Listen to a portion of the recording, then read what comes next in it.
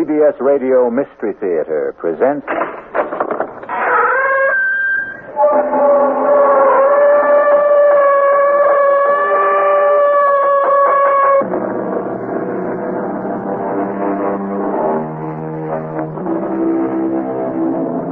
Come in. Welcome. I'm E.G. Marshall. Welcome to the sounds of suspense. The fear you can hear. Vengeance is traditionally supposed to be the province of the Lord.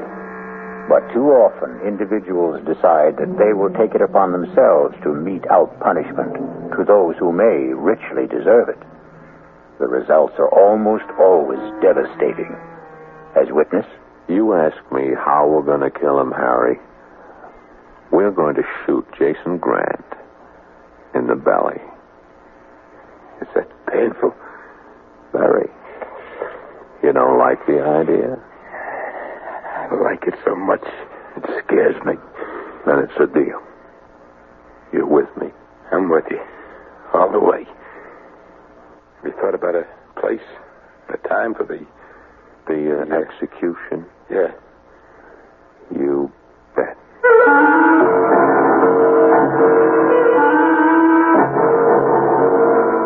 Our mystery drama, Dead for a Dollar, was written especially for the Mystery Theater by Murray Burnett and stars Paul Hecht. It is sponsored in part by Anheuser-Busch Incorporated, brewers of Budweiser, and by the Kellogg Company, makers of Kellogg's Special K cereal. I'll return shortly with Act One.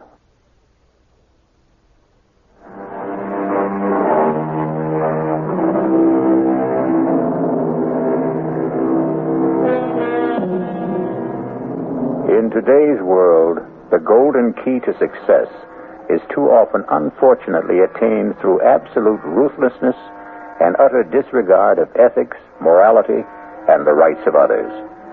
Jason Grant was a symbol of such success. A multimillionaire and a power in the world of international finance. Grant sat on a golden throne built on the ruin of many lives and many hopes. Along with his millions, Jason Grant had earned the hatred of more people than he bothered to remember. This day, two men in whom the fires of hatred burned sat in a bar. Another toast, Harry. Why not? To Jason Grant.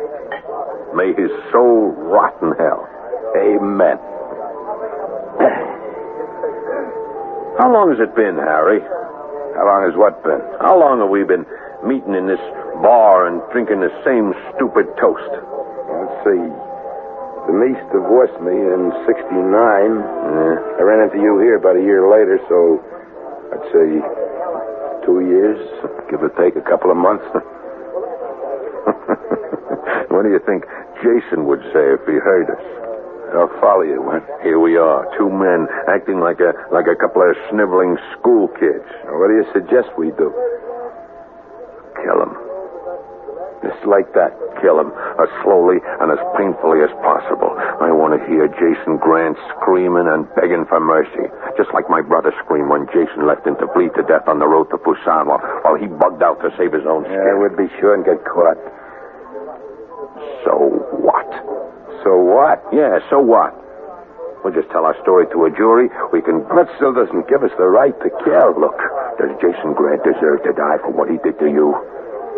It wasn't only breaking up your marriage. You and Jason were partners. And he not only stole Denise, but the business you built up for 11 years. I know what he did. So what did you do about it? Win, get off my back. You're so dead set on killing him. Why don't you go ahead and do it? Because I need you, Harry. For what? Look, Harry, I'm willing to go to prison. But I don't see any sense in walking in if there's a way of staying out. How am I going along? Would you help keep you out of jail? We'll give each other an alibi. We'll swear we were together when Grant is killed. You thought about how we'd do it? I have. You see this? Hey, put that away. It's so uptight. It's a gun I picked up in Korea. I figured I might have a use for it someday, so I kept it in good condition. Put it away. Harry, you asked me how we were going to do it. We're going to shoot him in the belly. That's painful. Very. You don't like the idea? I like it so much. It hurts. Then it's a deal. You're with me? I'm with you. All the way. We thought about a place and a time for the execution? Yeah. You bet.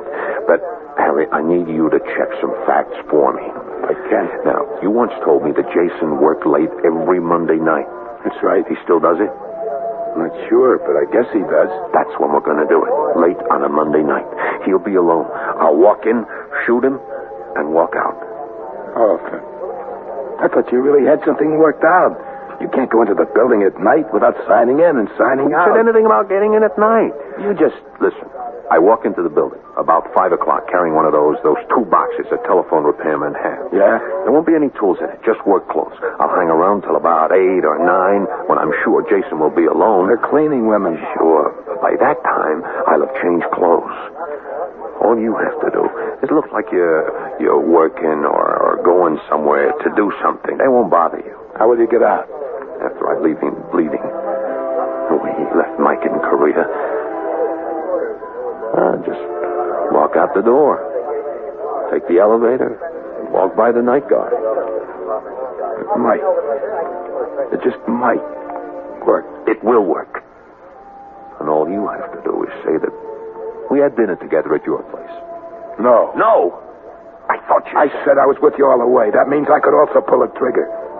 We'll toss a coin and see who does the killing. The alibi will work just as well at your place. You know how to use a gun? What's to know? Hey, what about the sound of the shots? No sweat. I got a silencer.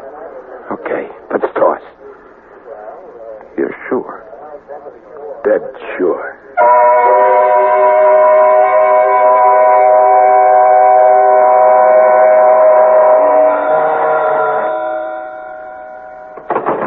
Jason Grant's office. Mr. Grant, please. May I ask who's calling? Tell him it's an old friend. Well, I'm afraid that isn't... Tell him it's his former partner, Harry Tolan. Hold on a moment, please. Yes. Harry Tolan. Harry Tolan? Somebody's putting you on, Kay. Maybe. I've never met Harry, but he sounds as he would sound from what you've told me. Have I ever told you you're bright as well as beautiful? I think maybe once. Do you want to talk to him? Why not? He must be really desperate to call me. I'll enjoy listening to him sweat. Your pleasure is my only desire, sir. I think you've proved that. Thank you, Mr. Grant. Go ahead, Mr. Tolan. Jason? Yes, Harry. What can I do for you? You might ask what I can do for you this time, Jason. That will be the day. It is the day. I strongly suggest that you see me. You never strongly suggested anything. I'm all tied up, so you'd better let me hear it now. It's face-to-face, Jason, or it's goodbye. Goodbye. So long. Hold the phone. Do you have a number where I can reach you if I get a break in my schedule? I do indeed, Jason.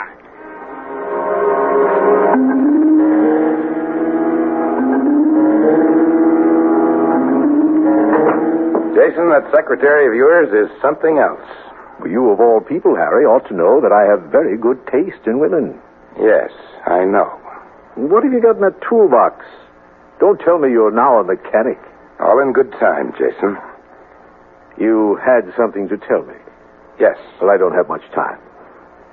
You know the saying, if you can't lick 'em, join 'em? Come on. I decided to join you, Jason, to do business your way. You wouldn't know how. Well, how's this for a starter? Before I tell you what you must hear, I want a certified check for $50,000. When I've finished, I want another 50. And you know me well enough to realize that I'm not going to give you $50,000 just because you asked for it. Not even to save your life? Are you trying to blackmail me, Harry? I'm trying to do you a favor. Your life should be worth at least $100,000.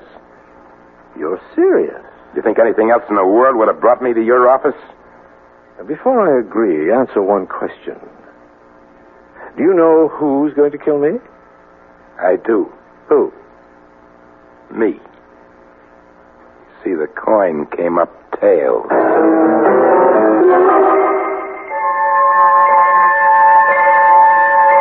The check will be here any minute. I suppose you start telling me about it. Suppose we wait for the check. You have changed. Here's the check. Certified as requested. Thank you, Kay. Not at all. Here you are, Harry. Now let's have the story. You remember Win Thomas? Who? Win Thomas. You served in Korea with him and his brother. Oh, yes, I remember him. He's never forgiven you for running off and leaving his brother to die. He's a damn fool. The kid would have died anyway. I had my own neck to save. He doesn't agree with you. Well, this isn't worth $50,000. And how about this? Put that gun down. It's Win's gun. We tossed a coin to see who was going to use it. On you. You're crazy. You're lying. Am I? You asked me about the toolbox I'm carrying. If you care to look in it, you'll find a repairman's uniform. I'm supposed to stay here tonight until you're alone. You still work late on Mondays, don't you, Jason? Yes. And I'm supposed to come in here and shoot you with a silencer you'll also find in the toolbox. You'd never get away with it. Maybe not. But Win's waiting at home right now, and he'll swear that we had dinner together. Now, how about the other 50? You've got about as much chance of getting that as you have of cashing the check I just gave you. What? Try it.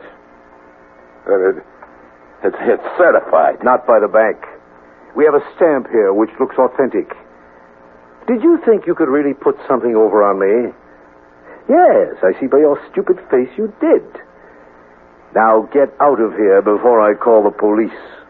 They'll never believe you. I'll tell them. You'll tell them what? You see this? This is a tape recorder. Every word you said is right here on tape. And what do you think the police will say when they hear it? Your confession, if it's really true and not a con game. Now put the gun on my desk and get out. I thought I could play your own dirty game, but you're right. I can't. But I can still kill you. The tape recorder's still on. Would you like to check it? No. Put the gun down, Harry. That's right. Now beat it. I'll kill you. I promise I'll kill you. Or if I don't, Win Thomas will. And that's something you'd better believe.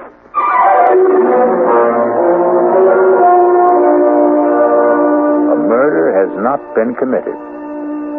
Jason Grant, as you've heard, is an expert at riding roughshod over people.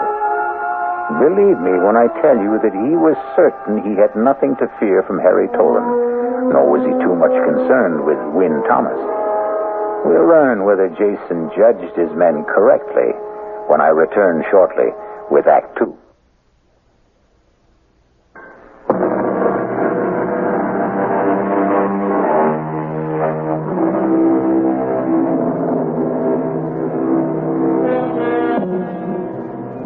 We've heard the ruthless side of Tycoon Jason Grant, but we must also be fair and remember that Jason was a family man with a wife and a son and a mistress. As we continue, Jason Grant is sitting in his office later that same evening. Monday night. The door to his office opens, and his beautiful secretary, Kate Woodhouse, enters. Finished working? No, but come in and close the door. It's quite a gown. Thank you, sir. And I do mean you, since you were kind enough to pay for it. My pleasure. You, had me close the door. Are you expecting someone? Just Tony. Your son? Tony, yes. Oh, then I'd better get... Hey, what's this? A gun? Harry Tolan's. He was just here. He was going to kill me. You're putting me on. No, he really was. The fool. He actually thought he could get away with a stupid ploy like that. He had a whole story that I have on tape. Oh, you ought to put that gun away. Oh, no, it amuses me to leave it there. To remind me how right I was to get rid of him years ago. I only made one mistake, and that was marrying his wife, Denise. Well, how about Tony, the son you had with her? That's to remind you that Tony is something very special to me. And that's the last time you'll ever slap me. I'm warning you. I hope this is the last time you'll need it. And maybe you need a new girl. I know exactly what I need, Kay. I need you as my wife. Well, maybe you'd better tell that to Denise, your present wife. I already have. I've told Denise I'm divorcing her. And I'm telling Tony when he comes here tonight. Well, if Tony's coming, I'd better get out of here. We'll go over it later tonight, huh? Stop talking and come here. Yes, Jason. Excuse me, I didn't... Come in, Tony. Come in. It's quite all right. It looked a little better than all right to me. That's quite a gown, Kay. Thank you. See you later, Jason. Right. The usual place? Of course. I've got to hand it to you, Dad. I've had big eyes for Kay myself, but while I was thinking, I guess you were doing. And speaking of that, what's that gun doing on your desk? Oh, remember Harry Tolan? Wasn't he your partner years ago? And wasn't he married to Mother? Correct. The gun is his. And what's it doing here? Harry said he was going to use it to kill me. What? After all these years? Well, he wanted money. He said he'd make some kind of deal with me. I put the whole conversation on tape and kicked him out. He sounds like a fool. A good description. Now, what I wanted to tell you... If it's about the VCM steel deal, I've already taken care of it. They agreed to our terms. It's not about the VCM deal. Now, one thing you still have to learn, Tony, is to listen. Remember, people are sending up signals all the time. Now, if you can read them, you'll always be 1 or 2 steps ahead of them. What if you don't like the signal? Suppose the signal light is flashing red. What is that supposed to mean? The signal I see coming up is something about you and Kay. Right. And Mother. Right again. Well, why can't you play around with Kay? You haven't heard what I'm going to say. I don't have to. No. Oh, all right. Go ahead. I suppose you must have known that for many years the marriage between your mother and me was a matter of convenience. Look, Dad, I know how you feel about your mother, so I wanted you to hear from me first that we've decided on a divorce. You mean you've decided on a divorce? You can put it that way if you like. But your mother will never have anything to worry about financially. Oh, and you think that'll make Mother happy? It'll make her rich. That's not what she wants. It's what I want. And that's all that matters. What do you want? What about her? I see a quarrel coming. I don't think we should talk about this anymore tonight. On that, I agree with you.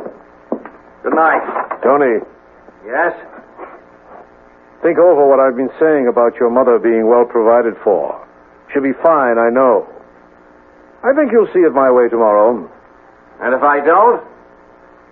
Then you'll see it my way next week.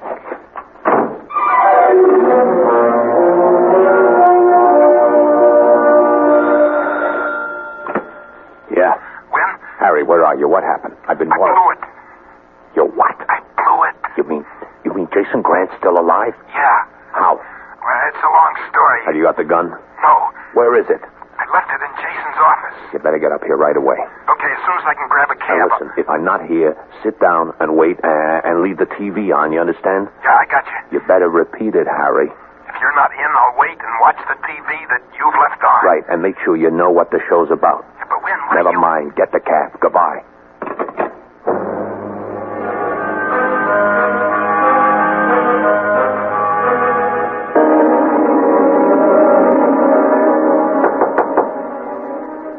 Mom?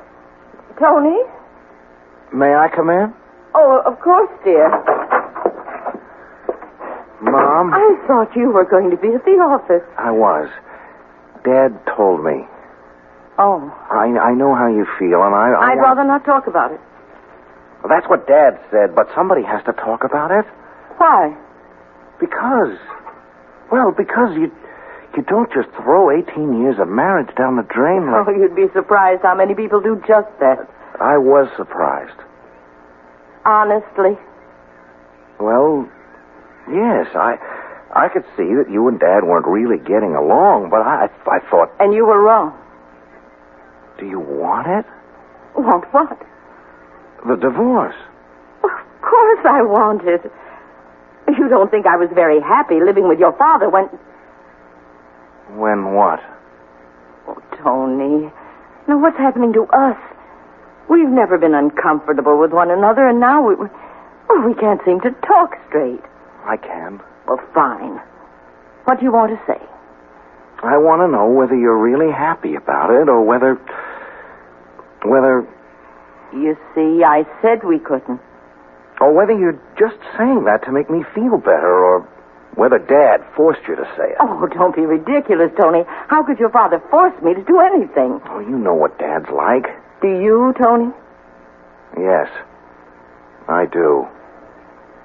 Please, Mom, I just want to know how you feel about this divorce. I told you, Tony. I feel fine. Just fine. The devil you do. And this is the first time you ever lied to me.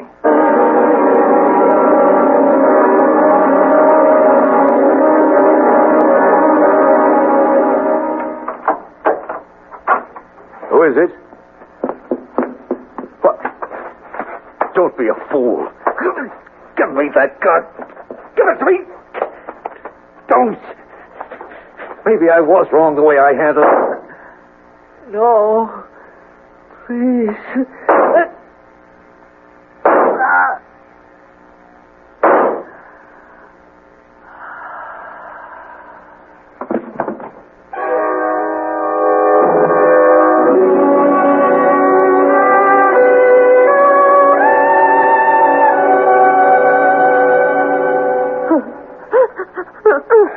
I'm sorry, ma'am, but well, there's just no gentle way to tell a woman her husband's been murdered. I'm sorry. I'm hysterical, officer, but I... No, it's Lieutenant, ma'am. Lieutenant Metcalf. Oh, Lieutenant, how can I help you? Just a few questions. But when did it happen? As near as the coroner tells us, around 11 p.m. How? He was shot several times with a revolver. Well, I don't have to ask much about Mr. Grant. Everybody knows about him. I just want to find out if there was anything different about last night. I mean about him or his actions. Oh, no, nothing. He usually worked late on Monday evenings. Last night was no exception. How many people knew about this Monday night habit of his? Just about everyone. It's been in the papers, and there have been magazine articles. Did he tell you about any special appointments that he might have had last night? No, he never discussed business with me, Lieutenant. You might ask his secretary. Miss Woodhouse? Yes. Yeah, that's being handled. Mrs. Grant, murder is a messy business, but I have to ask you this. How did you and Mr. Grant get along? Well, how do any married couple who've been with each other for 18 years get along? There have been rumors, and I'm sorry. Yes, we were talking about getting a divorce. Whose idea was it was mutual, Lieutenant. We'd both gotten tired of being married. I see. Is your son in? Oh, I couldn't tell you. Have you asked the servants? Oh, they don't seem to know. Oh, I'm sorry, but Tony's young and, well, he comes and goes as he pleases. Where do you think it would please him to go today? If he's heard the news, I expect he'll either come home or go to the office. Thank you. You've been most cooperative. I won't bother you anymore. Hello? Mom, are you all right? Oh, Tony, where are you? At the office. I rushed over as soon as I heard. Oh. There are cops all over the place. I didn't believe... Excuse me, Mrs. Grant, is that your son? Yes, he's at the office. Who's that? Who's there? A police lieutenant. May I speak to... Well, of course. Just a minute, Tony. Mr. Grant. Yes. I'm Lieutenant Metcalf. Your mother seems to be in pretty good shape. I'm in charge of the case, and I'd like you to wait for me at your office. I'll be right down. But Mom I told you she's all right. We sent for a doctor, and you can go home as soon as we've talked.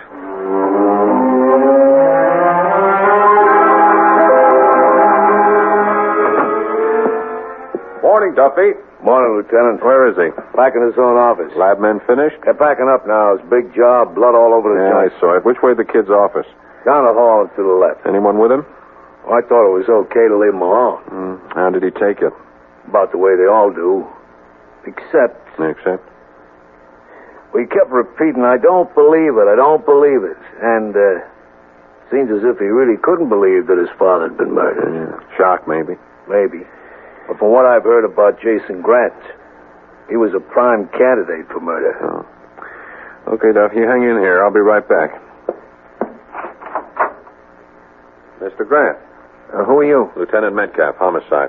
I spoke with you on the phone. Oh, yes. Come in. I'm sorry, but I'm going to need your help. I'll do anything I can. I have to make funeral arrangements and take care of Mother, Sure. but... Well, how can I help? First, when did you last see your father? Last night, about 9:15. Anyone with him? His secretary, Kay Woodhouse. But she left. Did your father mention anything about appointments that he may have had later? No. Then as far as you know, you left him alone sometime between 9 and 9:30, and he had no appointment scheduled. That's right. And where did you go? Home? Now, it's no secret that your father had a lot of enemies. Can you think of anyone who might have... Look, Lieutenant, it'll come out sometime, so you may as well hear about it now. But first, I want to tell you that I still can't believe it. Believe what? My father's former partner, Harry Tolan, who was also married to my mother before she married Dad. Harry was in yesterday and threatened my father with a gun. What happened to the gun?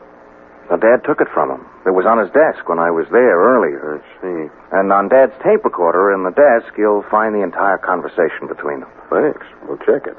But I'd like to know what it is that you can't believe. Well, I can't believe that Harry Tolan murdered my father.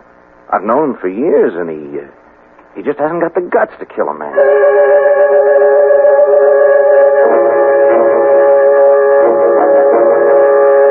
Why don't you leave me alone, Lieutenant? I never went back to his office. I didn't kill Jason, and you know it. Okay, let's go over it again, Mr. Tolan. You went to Grant's office with the gun. The gun that ballistics says killed him. I told you I left it there. You did, and we know you did. At least 2 witnesses saw it on his desk. Now, you told him about the plot you and Win Thomas had cooked up. You asked money for your information. He laughed at you. That's right. Fine. So far. And then you went over to Win Thomas's apartment to tell him what happened. And we watched TV all night. I can tell you the shows that Tolan, you're in big trouble. You're smart enough to realize that. Forget that tired old gag about telling me to plot a TV show. I want to know if you and Thomas were there all night. I told you. Now, what did he say to you when you reached his place? Hello. And then? Then he offered me a drink and he said something about the show that was on TV. You're a liar. You've been lying all the time. I swear You're going to swear that you hatched up a plot to kill Grant, muffed it, came back, and you and Thomas talked about what was on TV? Come on, Tolan. Get wise and get yourself some help. Okay. When Thomas wasn't there when I got there. He'd left the TV on. When did he get back? About midnight. Just about.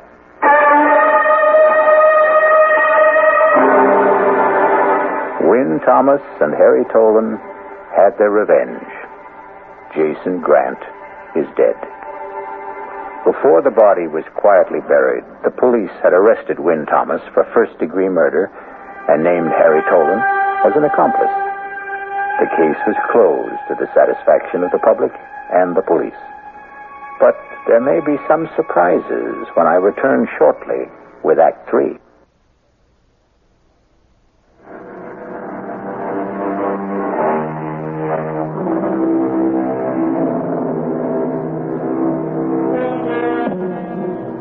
Jason Grant's death made headlines for 2 days.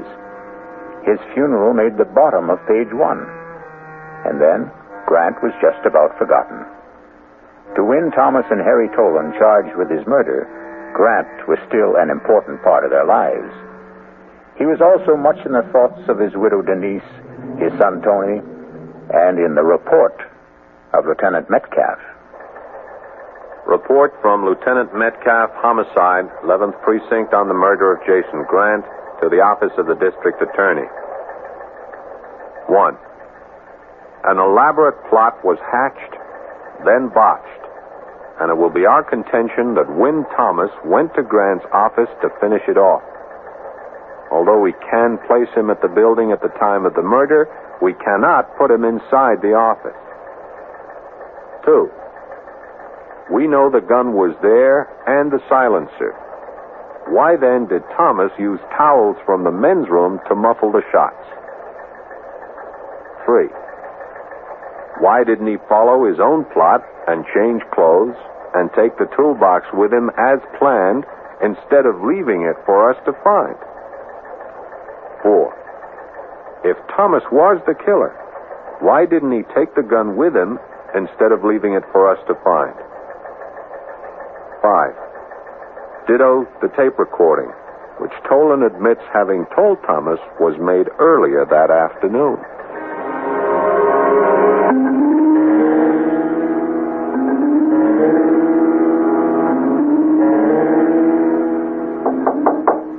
Who is it? Denise. Come in. Is it all right if I sit down? You can do anything you want. After all, you own me now. That's foolish. You put up my bail, didn't you? Yes. Why? I felt guilty. Guilty. About you. About the way I left you. Oh, if it's any consolation to you, Harry, I had about 2 months of happiness with Jason. The rest was all a bad trip. We were getting a divorce. Why didn't you get off? Well, I guess I was ashamed to admit to myself or to anyone else that I'd made a mistake. Okay. That's why you put up the bail bond money. Partly. The other part? Well, I know you, Harry. I lived with you. You're not a murderer. Went along with Wynn's idea. But you didn't kill Jason, and I couldn't bear the thought of you being in jail. What about Wynn? Well, I wasn't married to Wynn. Well, neither was I, but I've done just as good or as bad a job on him as you did on me. I don't understand. I told you I went along with the idea, part of which was that we would alibi each other. I tried, but I messed it up. I let him down. Would you like me to post bail for him, too? Would that make you feel better, Harry? Yes, it would. Where's the phone?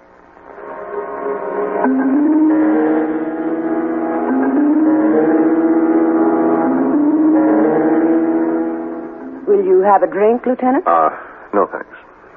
I thought you caught the man who committed the murder, I think we have. but you're not sure. Mrs. Grant told me that she and her husband were getting a divorce. Did you figure in that in any way? Well, yes, Jason and I were going to be married. Then you were on intimate terms with Jason Grant. Yes. A long time? Our relationship started about a year ago. Then you'd know all about him. No one knew all about Jason Grant. Let's not fence. The night of the murder, when did you leave? About 9 o'clock, I've already told you that. Was Grant alone? No, Tony was with him. Did he know about your friendship with his father? I think he found out that night. He saw us embracing. And what was his reaction? An honest answer. They're usually the best kind. I think it was a combination of shock and jealousy. You see, Inspector, although Tony never made a pass, I knew he was attracted to me. Did he know his father intended to marry you? Not at that time. Jason was going to tell Tony that night. And did he? I have no idea. Why don't you ask Tony? I intend to. Now, you told us that you came right home and never left the apartment. That's right. And when Grant never showed at your place, you went to sleep. Right again. Isn't that strange? I mean, you weren't concerned? You didn't know Jason, Lieutenant. He didn't like to be accountable to anyone for his actions. Uh-huh. And really, of all the people involved, I had the most to gain from Jason alive. Dead, I get nothing. Yes, I'm aware of that. But I've talked to the garage man in your building, and he tells me that a little after midnight, you took your car out and didn't bring it back until about 2 hours later. He told you that? Uh-huh. Well, I believe all the papers said that Jason died around 11 o'clock. And if that's right, why then he's a darling for giving me a perfect alibi. Wouldn't you agree, Lieutenant?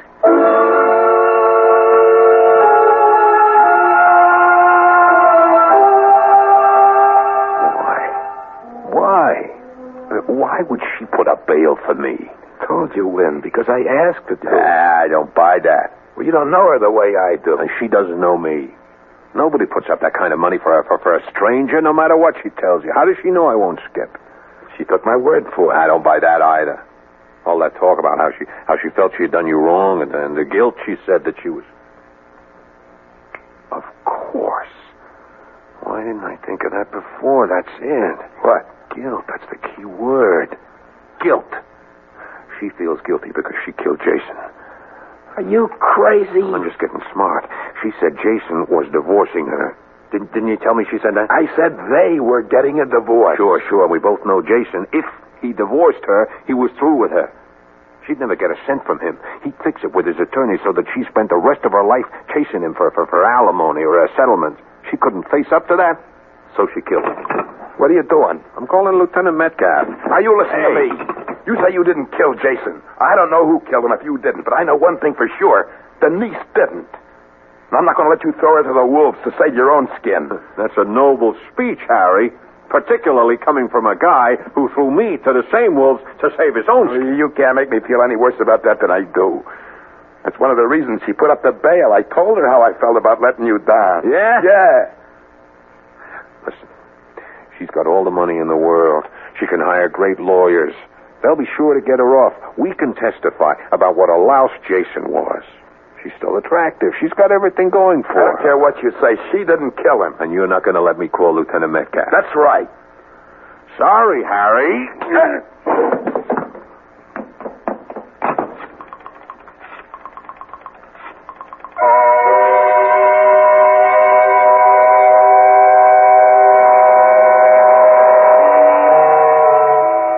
Duffy, bring me the lab reports. Again, Lieutenant? You heard me. Coming up. Want some coffee with him? No, just the reports. Here they are. You know what you're looking for? Nope. The call from Wynn Thomas made a lot of sense. You think so? When she put up the bail, she had a motive. We got no one who'll swear she stayed home all that night. Yeah, we got no one who'll place her at the murder scene either. How about Wynn Thomas?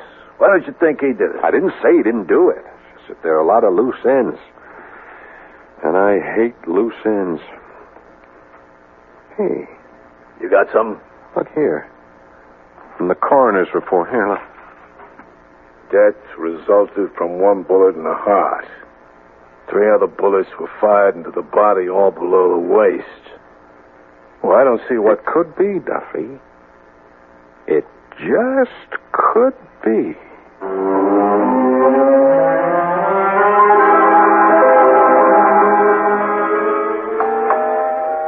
Who is that? Well, I know you think I'm a very smart girl, Tony, but I really can't see through doors. Send them away, Kay. You're uptight about being here, aren't you? Yeah, sure I am. Everybody knows about you. Oh, we're never going to have a relaxed relationship until you stop worrying about what people will think. Who is it? Lieutenant Metcalf. Don't let him in. Well, it's late, Lieutenant, and unless... I think you'd better let me in, Miss Woodhouse. That sounds ominous, Lieutenant. Evening, Mr. Grant. Evening. I know you better than to offer you a drink, so what can we do for you? A few answers.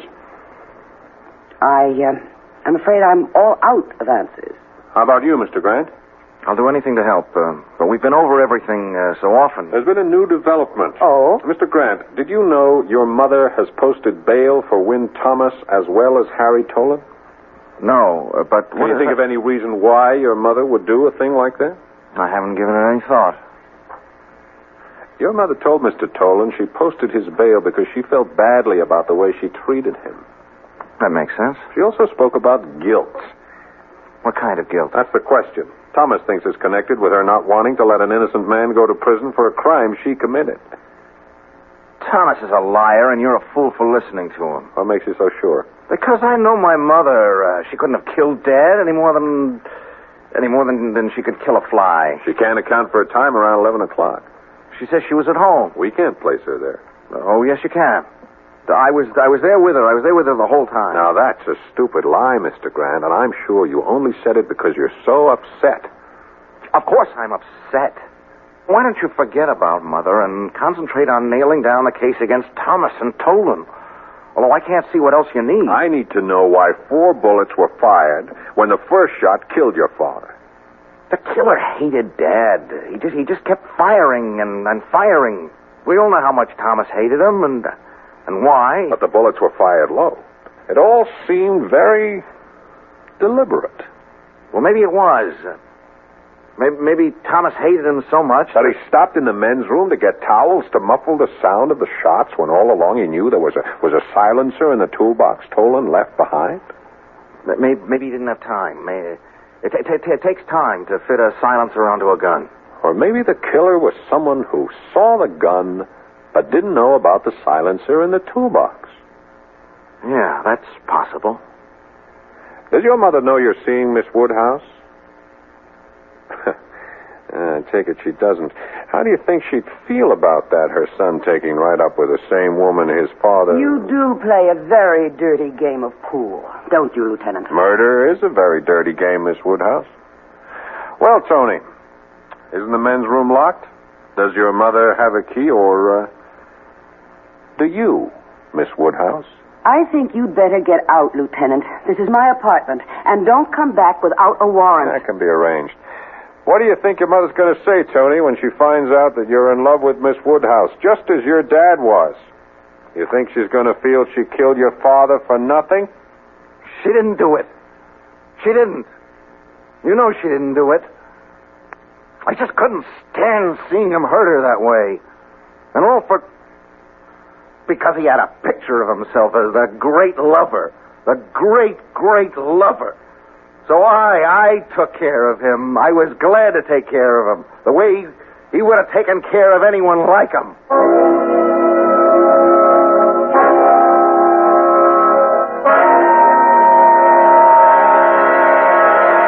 Like father, like son.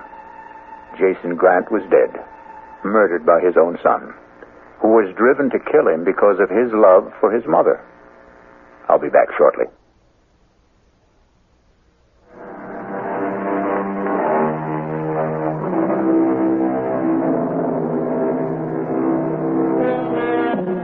Tony Grant confessed and was sent to a mental institution. As for Win Thomas and Harry Tolan, they had their revenge, and they found it empty. For a while, they kept on meeting every Friday night. But strangely, after a while, they found they had nothing to talk about and drifted apart. It was almost as if with Grant dead, their lives were now without purpose. Our cast included Paul Hecht, Tony Roberts, Joan Lovejoy, Mary Jane Higby, George Petrie, and Joseph Julian. The entire production was under the direction of Hyman Brown.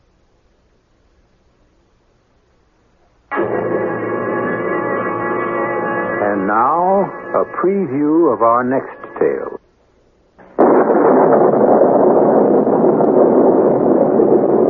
I feel a girl. Is it very bad? I don't know. She's very dear to me. If I should lose her... She's trying to raise her head. She knows I want to help her. Do you think you can? Young man, I never said I was a doctor. But I thought... the way I'm just an old man. A very old man.